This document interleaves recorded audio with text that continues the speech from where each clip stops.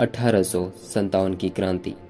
भारत में ब्रिटिश सत्ता की स्थापना के लगभग 100 वर्ष पूरे होने पर ब्रिटिश शासन के खिलाफ एक व्यापक विद्रोह हुआ, जिसे इतिहास में 1857 की क्रांति के नाम से जाना जाता है।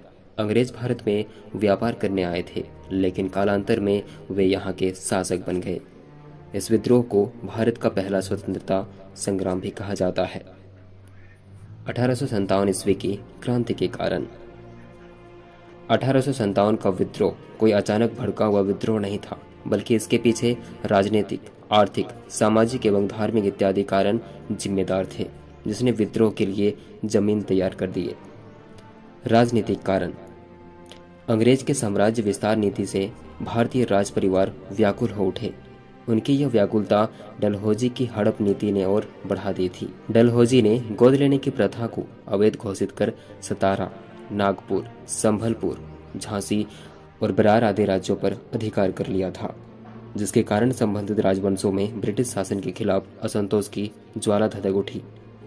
अंग्रेजों ने कुशासन का आरोप लगाकर अवध को अपने राज्य में मिला लिया था। झांसी की रानी लक्ष्मीबाई के दत्तक पुत्र को अंग्रेजों ने राजा मानने से इनकार कर दिया। डलहौजी ने तंजौर और कर्नाटक के नवाबों की उपाधियां जब्त कर ली। देसी राजाओं की सेनाओं को भंग कर दिया गया, जिस कारण सेना में शामिल लाखों लोग रातों रात बेरोजगार हो गए और वे अंग्रेजों से बदला लेने के लिए आतुर थे। कुलीन वर्गीय भारतीय एवं जमींदारों के साथ भी बुरा बर्ताव किया गया। इनके समस्त विशेषाधिकार को अंग्रेजों ने छीन लिया, जिस कारण अंग्रेजों का शुभचिंतक यह वर्ग भी अंग्रेजों से नाराज हो गया। भारतीय सरकारी कर्मचारियों के साथ भी अंग्रेजों ने भेदभावपूर्ण नीति अपनाई, जिसके कारण उन्होंने भी विद्रोह के सक्रिय रूप से भाग लिया। सामाजिक एवं धार्मिक कारण। कंपनी सरकार ने समाज सुधार के अनेक काम आरंभ किए। इन कार्यों से भारतीय सामाजिक जीवन में अंग्रेजों का हस्तक्षेप बढ़ गया था। सती प्रथा, नरबलि को बंद करने तथा विधवा विवाह को बढ़ावा देने का कानून बनाया गया। यद्यपि ये कानून भारतीय समाज के लिए हितकर थे, लेकिन रूढ़िवादिता के कारण भारतीयों को लगने लगा कि अंग्रेज भारत में अंग्रेजी सभ्यता का प्रचार करना चाहते हैं।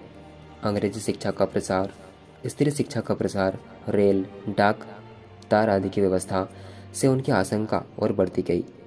1856 ईस्वी में पारित विधेयक ने इनकी आशंका को और बल दिया। इस विधेयक के अनुसार ईसाई धर्म स्वीकार करने वाले व्यक्ति को अपनी पैतृक संपत्ति का हकदार माना गया। अंग्रेज अपनी नीति के अनुसार अधिकांश भारतीयों को ईसाई बनाकर भारत में अपने साम्राज्य को सुदृढ़ करना चाहते थे। इसी कारण वे ईसाई धर्म स्वीकार करने वाले को सरकारी नौकरी, उच्च पद एवं अनेक सुविधाएं प्रदान करते थे। अंग्रेजों की इस नीति ने हिंदू और मुसलमानों में कंपनी के प्रति घृणा भर दी थी। जब विद्रोह की शुरू हुई तो सभी नाराज लोग एकजुट हो गए। अंग्रेज अधिकारी भारतीयों के प्रति तिरस्कारपूर्ण दृष्टिकोण रखते थे एवं उनसे अपमानजनक व्यवहार करते थे। अंग्रेज जाति की उच्चता पर विश्वास रखते थे एवं काले लोगों को घृणा की दृष्टि से देखते थे।